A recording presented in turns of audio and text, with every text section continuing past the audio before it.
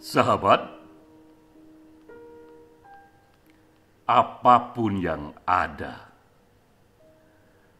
apapun yang terjadi, katakanlah yes to life. Katakanlah ya kepada kehidupan dan teruslah optimis karena pada waktunya kebebasan akan datang. Ini kutipan lirik lagu yang dinyanyikan seorang tawanan di tahun 1937. Kisah ini menjadi unik karena ini peristiwa ketika banyak para tawanan yang hambar hidupnya, yang lesu, yang tak lagi punya harapan. Tapi tiba-tiba seorang tawanan ini ia terus mengobarkan optimisme bahwa pada waktunya kebebasan akan datang. Karena itu say yes to life. Kutipan inilah yang kemudian didengar oleh Viktor Frankl, dan frase yes to life itu pun akhirnya menjadi judul buku Viktor Frankl, Yes to Life in Spite of Anything. Ini pengantar untuk kita masuk ke dalam diskusi serial webinar Esoterika setiap bulan yang ke-28 dengan judul Hidup yang Optimis, Viktor Frankl dan Makna Penderitaan, dibahas oleh sahabat kita Dr. F. Budi Hardiman. Sahabat kita ini kita tahu mendalami filsafat, termasuk juga mendalami Viktor Frankl. Peran saya di sini mempertajam diskusi dengan memberikan konteks pemikiran Viktor Frankl, juga mensarikan pemikirannya yang banyak memberi inspirasi pada kita, juga di bagian akhir kritik kepada pemikirannya.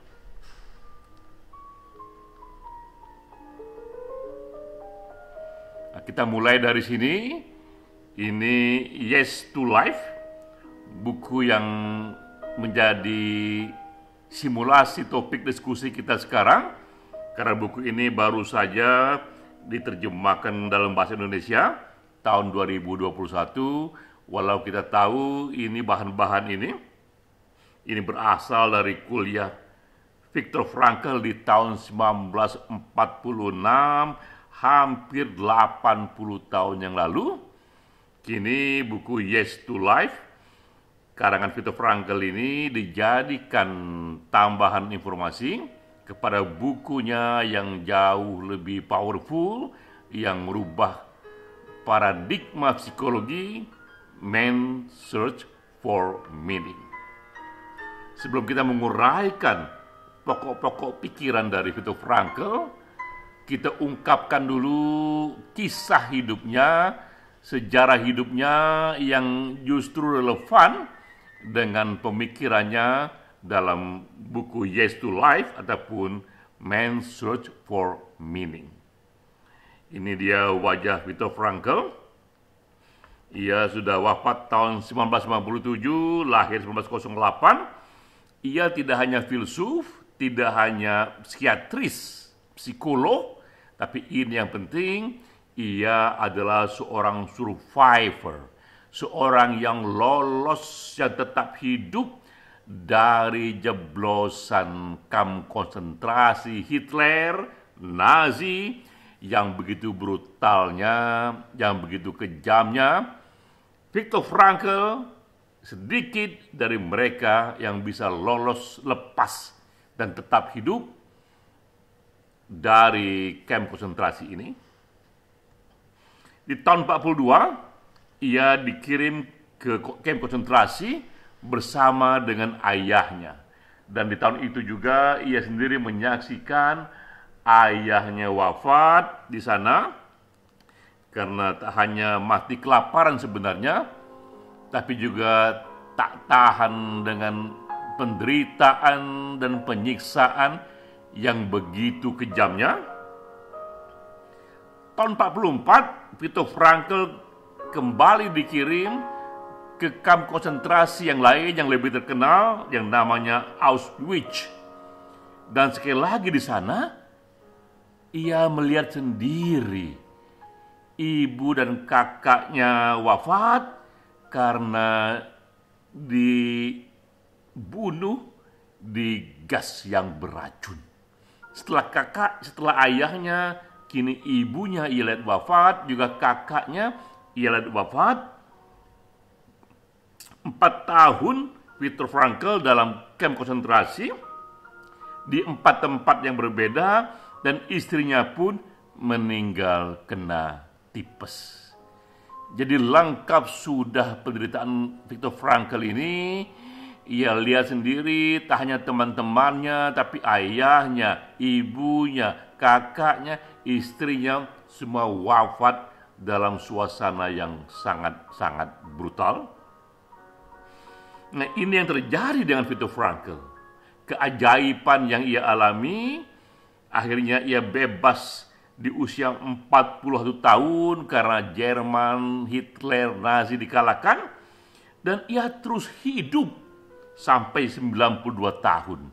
Jadi setelah ia lepas dari kamp konsentrasi, ia hidup 50 tahun lebih dari sana.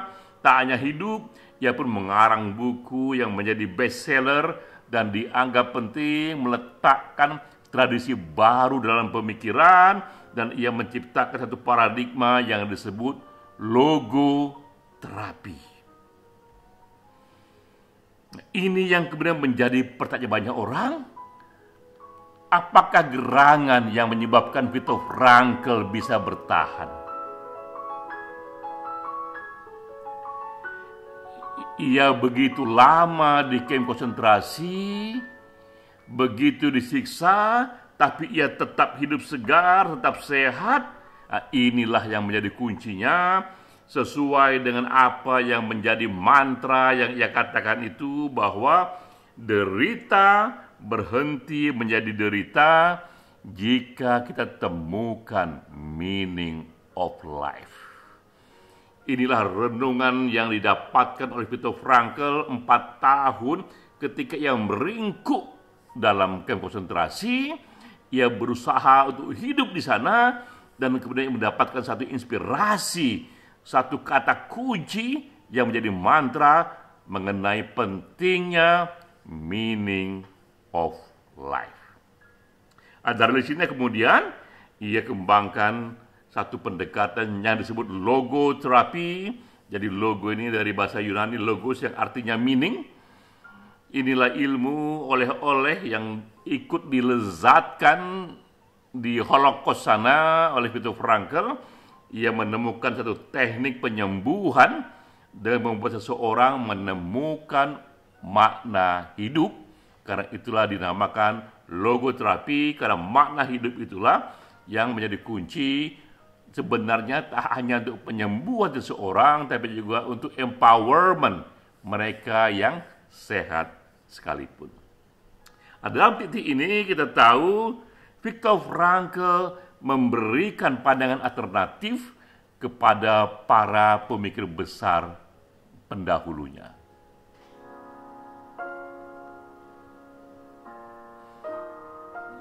Kita lihat di sini, sebelum ada Viktor Frankl, sudah ada dulu Nietzsche. Ia lahir lebih dahulu di tahun 1844 sampai 1900.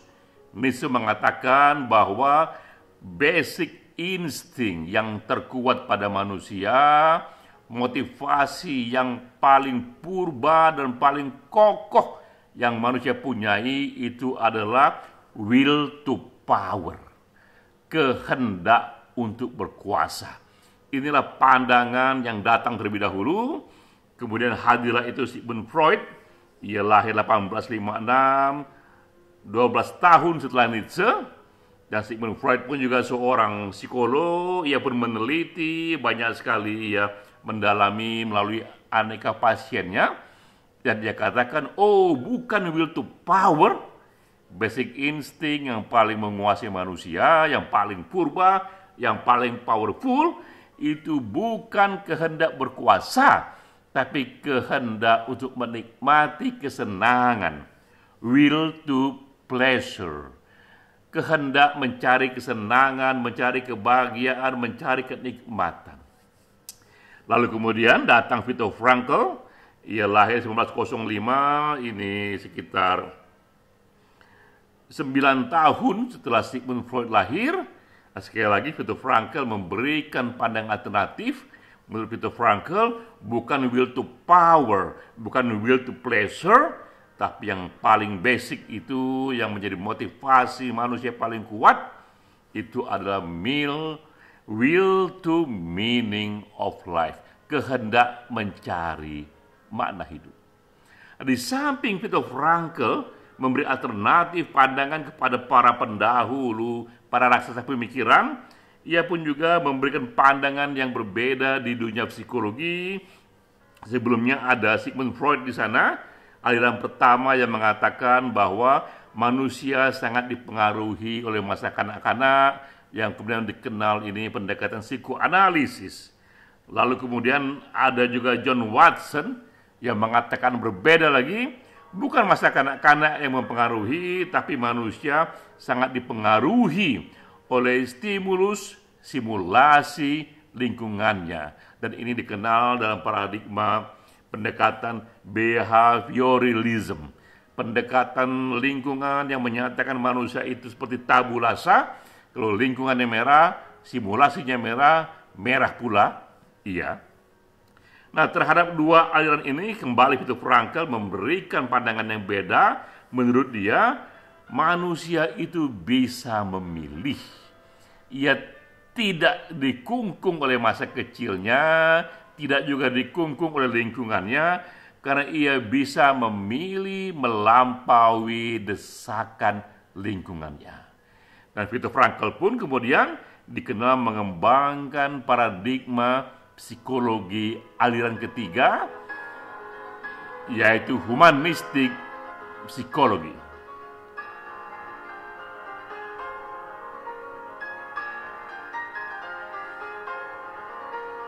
Sekarang kita menukik kepada 5 esensi pemikiran Viktor Frankl yang penting untuk kita ingat karena punya efek langsung kepada self-fulfillment kehidupan kita sekarang ini.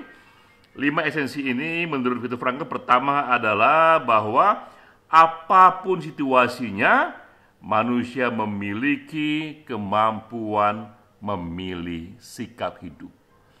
Ini renungan yang dialami oleh Viktor Frankl sendiri. Ia melihat teman-temannya sesama tawanan Holocaust, juga ayahnya, itu disiksa secara sistematik, brutal, dan mereka tak lain responnya adalah membuat hidup mereka sendiri akhirnya hambar, menderita, kelaparan.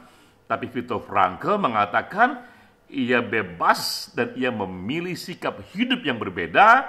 Ia katakan, saya tidak ingin mati di sini, saya harus hidup keluar dari Holocaust ini untuk menceritakan kepada dunia luar, kepada peradaban di luar sana, mengenai apa yang sesungguhnya terjadi di sini, kekejaman di sini, untuk ia ambilkan satu lesson to learn-nya itu. Jadi pengalamannya sendiri menunjukkan bahwa manusia bahkan dalam kondisi seburuk Holocaust pun masih bisa memilih. Ia tidak semata-mata diharuskan pada satu sudut respon, tapi respon yang ada itu bersudut-sudut, tinggal kebebasannya, ia punya kehendak, punya kemampuan untuk memilih. Kedua juga dikatakan di sini esensinya adalah penderitaan itu ada di sana, tapi bukan derita yang penting, tapi cara kita menghadapi derita. Viktor Frankl juga mencontohkan dengan hidupnya sendiri. Ia mengalami sendiri ayahnya mati di sana, ibunya mati di sana, kakaknya mati di sana, juga istrinya mati di sana, dan bisa saja penderitaan ini membuat dia hambar hidupnya, tapi ia katakan bukan derita ini yang penting, tapi bagaimana kita meresponnya.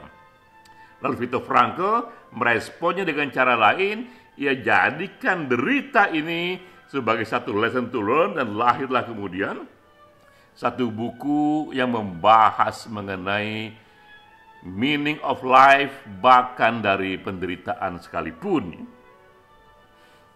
Hal ketiga yang penting menurut Viktor Frankl adalah the power of purpose. Pentingnya kita memiliki panggilan hidup dengan memiliki gagasan yang lebih besar dari kita sendiri, dengan memiliki satu pekerjaan yang kita anggap itu derma kita, yang kita kerjakan dengan penuh passion, maka meaning of life pun lahir di sana. Karena itu menurut Viktor Frankl, mereka yang ingin mendapatkan satu energi besar dalam kehidupan, sedini mungkin renungkanlah mengenai life calling itu. Renungkanlah mengenai sense of purpose dalam hidupnya. Keempat juga yang penting dalam pemikiran Viktor Frankl, ia katakan bahwa tak hanya dalam pikiran, tak hanya dalam kata, tapi dalam tindakan itulah karakter kita tercermin.